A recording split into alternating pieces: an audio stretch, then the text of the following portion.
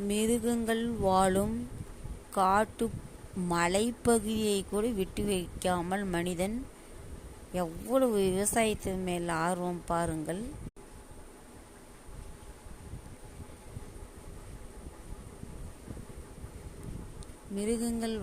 மிருகங்களை வாழ விடாமல் விவசாயம் செய்து மிருகங்களுக்கு தொந்தரவு செய்கிறான் மனிதன்.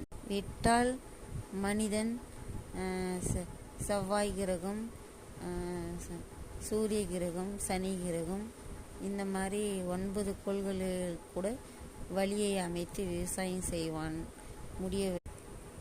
யமலோகம், சொர்க்கலோகம், நரகத்தில் கூட போய் விவசாயம் செய்வான் மனிதன்.